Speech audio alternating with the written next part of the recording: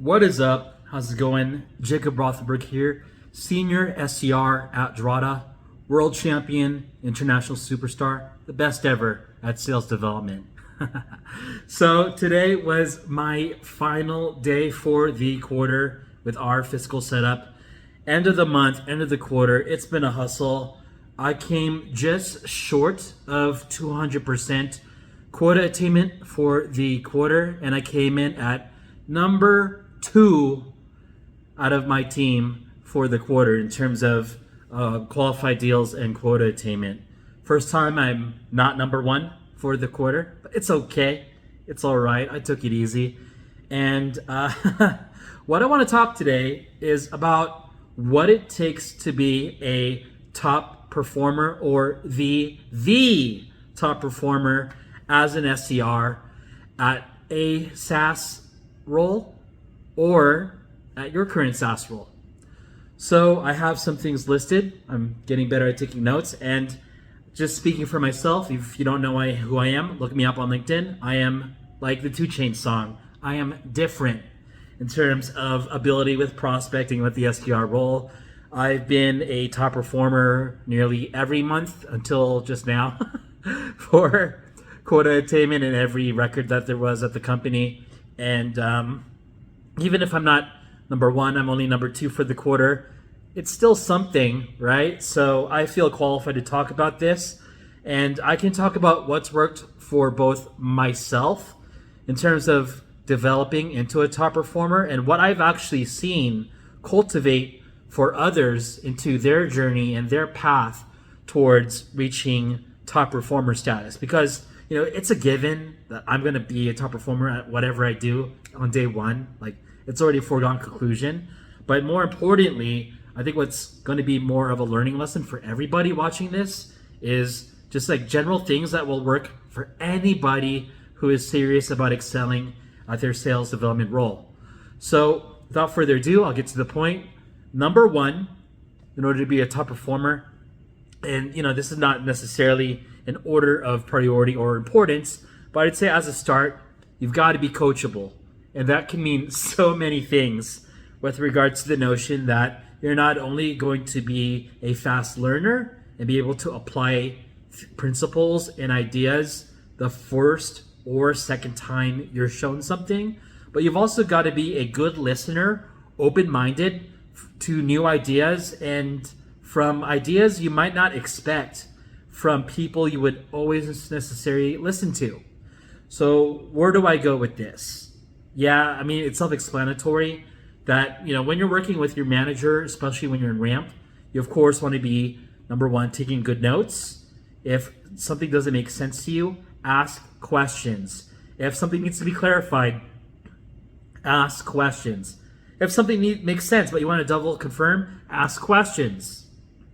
I find that whenever it's in the setting of group meetings, maybe a Zoom call, maybe an offsite, the best performers are the ones asking the most questions, and they're the questions that sometimes the room thinks that are stupid questions that they're too shy to ask, but top performers take the initiative to ask good questions. So I think that learning the SDR role is kind of like chess, to where just to start functioning in the role has a relatively low curve. It's rather simple to get started, but if you're wanting to really perform at an elite level, you can push this role so hard in terms of different efficiencies and abilities, which I'll talk about, different skill sets to really hit that top 1% or even top 0.1% of all SDRs in the world. Like, you can take it from the ground to the freaking moon with what you can do within the role and how you can apply your style, your strategies to have maximum results and benefits. So coachability, I think, is number 1. Along with being coachable, you need to be also resourceful and self-reliant. What I have also seen, speaking for just other than myself, I'm someone who is resourceful. If I have a question on something and my manager isn't available, maybe I'll just ask it on Slack in the appropriate channel and just wait for the response back. If for some reason it's a question that I don't even want to wait to look on Slack, maybe I'll go to a documentation platform like an internal glossary or like index of resources within the company. Maybe it's Notion, maybe it's your Wikipedia, maybe it's just using Google and like looking something up. Like you have to be able to, if not be able to ask your manager or teammates for help on something. Is it something that you can figure out on your own? Like try to figure things out on your own. I'm not dissuading anyone, of course, from asking help from your manager. I ask help from my managers every day with questions that I have. But if you're looking to like, what does this acronym stand for? What does EMEA stand for? Why does everyone type that when we're talking about international sales? Look it up on Google. You don't need to wait. You don't need to, stop all of your work for 15 minutes to just know what EMEA stands for. So you have to be self-reliant in that regard. Now I am going a little bit all over the place with the next few ones, but I'll also say number 3, it's kind of like the obvious one, and it's just the brutal truth. Like we can always talk about being efficient, and efficiency is very important for something like an SDR role. But when it really comes down to it, what I see is a very strong correlation between the hardest working rep in the team and being the top performer in the entire team. Now, is that going to be a perfect correlation? Is it 100% of causality that being the hardest worker is going to necessarily always mean being number 1 for the month, for the quarter, for the year? No. But I will say I have never yet seen a top performer reach number 1 or number 2 or number 3 working 20 hours a week in a real SaaS SDR role. It just doesn't happen. Why would you stop working at 20 or 30 or 40 or even 50 hours per week and you're killing it when if you're really serious about maxing out your comp and making a freaking down payment off a one commission check as an SDR, which is possible by the way, you work your ass off, go make it happen. If that means like just sacrificing your nightlife, your friendships, your family life, shit, maybe even your health for 4 weeks for that month where you want to make $30K in a single month with your base and your commission before taxes, you can make it happen. You can absolutely go nuts, work that 100 plus hours per week for 4 weeks. You can chill afterwards, but if you really want to make monumental progress in your role as an SDR, you got to do what no one else is willing to do. Now, and I'll speak to this because I know it's not always pretty to talk about. It's not what the freaking LinkedIn influencers always want to shine on. But if you want to be making those 5-figure plus paychecks as an SDR, okay? Not even as an AE, not as an enterprise, whatever, as an SDR in a entry level role, if you want to be making 20, 25, 30,000, work your ass off and it's going to happen. I've just been thinking too, like, why was I number 2 for the quarter and not number 1? And I'll be real honest with myself because, I could play a whole bunch of excuses. Yeah. One of my demos this morning had their power cut off. Another one had to reschedule. That's all BS excuses. What it really comes down to is that number 1 worked harder than number 2, and number 1 deserved more quota attainment than number 2 this month and for this quarter. So that's how it is. Whew, kind of a rant there.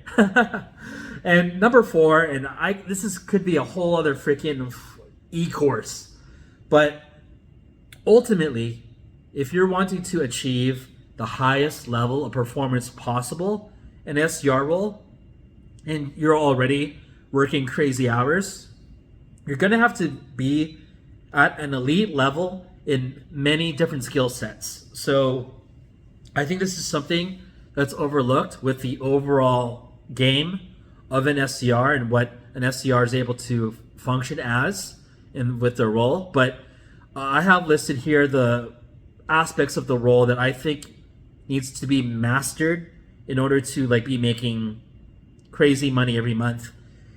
Being able to write good email copy with good email correspondence, with objection handling, rebuttals, being able to reframe things to where, let's take this meeting this week instead of hold off for another 2 months. Oh, you're already using the solution? Well, here's some differentiating factors on why we're great and why you might want to consider using us. I've been speaking to other professionals in your space with other pain points similar to you and blah, blah, blah. So you want to be able to master email correspondence. Even if your role is more cold call heavy, your cadence, your sequence that you're going to be running on prospects is probably going to still involve email steps.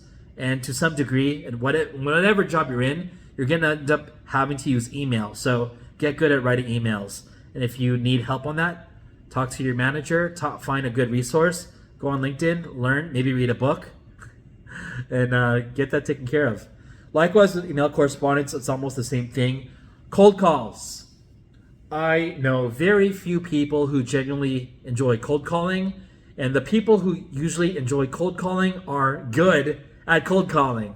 When I get into the zone with cold calling and I get on the prowl of just playing a little bit of detective, reaching out from contact to contact with a bigger company, and just playing a little bit of detective there with who's the right person to talk to, who'd be the right person to set a meeting with, who would be the ideal point of contact to set a meeting that could qualify into a viable opportunity for my account executive. And along with that, just being like so honed in on the rebuttals and the objection that you're being given, just be able to be so honed in and warmed up to where if you give me an objection related to Drata and any objection you can give me at this job, I already know how to rebuttal for just about anything except stop calling me. I'm going to hang up now. Can't really stop that. But cold calling is an art. And if you're ever needing to set meetings sooner, pick up the phone, because you've got to realize, yeah, I get it too, guys. I'm very email heavy. I prefer to set meetings with emails if I can help it, because it's all automated, it all runs on its own, and I can keep prospecting. But you have to realize also, it takes an average of 6 to 8 touches just to get a reply from a prospect. And in my industry, it takes an average of about 20 or so days to hear back from a prospect from a sequence. You can cut that turnaround on a response from 20 days to instantly by picking up the phone, calling your prospect if you have a mobile number, and be able to get a yes from Mr., Miss, or Mrs. Prospect. So cold calling is a very strong weapon that you need to have in your arsenal. I'll say too, the best ones I ever had were with using cold calls more heavily in addition to my other channels of outreach like email or social or whichever. Likewise, the new all-time meeting record at my company was set by the number one rep of the quarter, and he was making over 300 dials every week and totaled, I think, over $1,500 for the month. And that's without a power dialer. It's without a triple line dialer. It's all just ring, ring, ring, yes or no. So cold calling is very important. Along with that, it can be auxiliary, or you can make it a more mainstay version of your stylization with the role, but LinkedIn messaging is important too. I've set meetings with LinkedIn to where if I can get a connection, I don't really like in-mails. In-mails are very solicity. But if I can get a connection established with a prospect and able to, or maybe I get engagement or some brief kind of reason or intent to communicate with someone, I'll reach out. I'll just send a very concise, short, and sweet message, because you got to realize too, with LinkedIn, everyone's reading it on their phone. No one's going to read your freaking Edgar Allan Poe essay on a phone from LinkedIn. It's like, just get to the point, be able to have everything you need to say in a small window, done. It's kind of like texting your date or significant other. You just want to be very concise, very chill. You don't want to be some annoying dude or dudette that has like this agenda to like triple, quadruple text with just essays and essays of content. That's weird. So you want to keep short and sweet. And with that, you've got to realize with the SDR role at the advanced level, it's kind of like mixed martial arts, where in MMA, You have to know boxing, kickboxing, Muay Thai, jiu-jitsu, wrestling, and maybe even judo. However, with the SDR role, you have to know how to be able to email, dial, use social media, and along with that, task management. This one grinds my gears so much.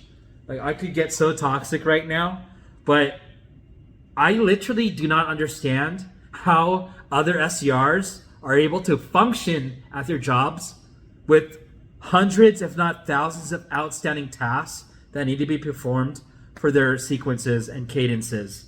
Meaning, hey, you need to have this, do this dial. Hey, you need to send out this manual email for some step with involving a video or whichever.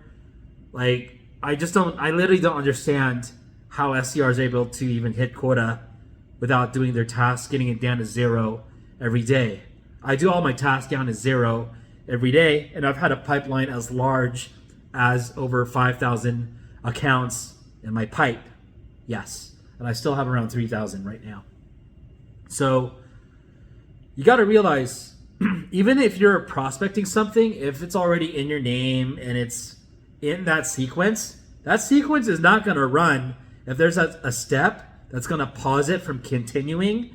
And delaying a sequence is going to defeat the whole purpose of prospecting, because a cadence is meant to have moderate amounts of touch points within a relatively condensed time period. If you perform email 1 today and you perform email 2 in 6 months from now, what's that really going to do for you?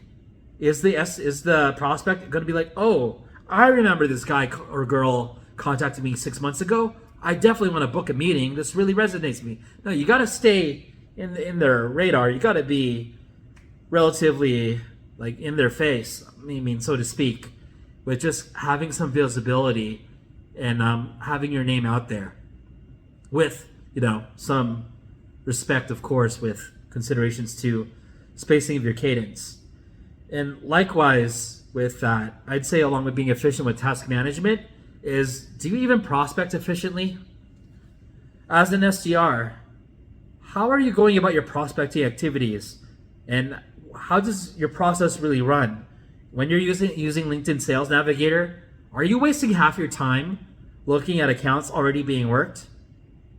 Is there a way you could exclude accounts already in the CRM in your filter settings? Could you be using a better medium? If it's not Sales Nav, maybe it's Zoom Info.